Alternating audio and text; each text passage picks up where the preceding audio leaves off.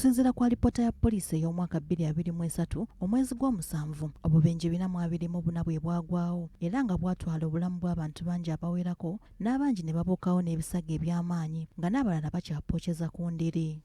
Olw'obuvune abamu bwe baafuna baasigala beetaaga omusaayi okutaasa obulamu kyokka nga nagwo gwa bbula mu ggwanga. Embeera eno ey'okutaasa abali mu bwetaavu bw'omusaayi yewaliriza bbanka ya I&M nga bali wamu ne bannakyewa aba Save Blood okukunga bannayuganda okugaba omusaayi nga bagamba nti tebasobola kutunula butunuzi ng'obulamu bw'abantu buggwawo. Okulwanyisa okuva mu bbanka eno agamba nti baagala okulaba nga bakuŋŋaanya yuniti z'omusaayi ezisoba mu 2 okusobola okutaasa obulamu bw'abantu. Leero tutandise ku branchi zaffe 2 wano ku head office Kingdom Kampala ne branchi yaffe ey'Ejjinja. Ate ku Monday tugenda kuba ku branchi yaffe ya Arua.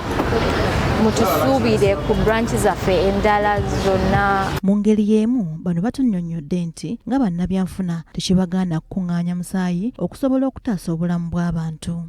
Tusazeewo tuddukirire abantu baffe be batuyamba bwe baba nga balamu naffe era kiba kiyamba bizinesi yaffe. Abamu ku beetabye mu nteekateeka eno batubuulidde ebirungi ebiri mu kugaba omusaayi ssaako n'okusoomoozebwa kwe bayitamu. Simply is, if the blood is there, I'm donating the blood. So that blood, if someone requires at the emergency time, so they can get it easily. And also, if sometimes I require, I also get the blood. Red Cross okuteeka ko okujjuza abantu bonna abantu omusaayi wasobola okugaba kati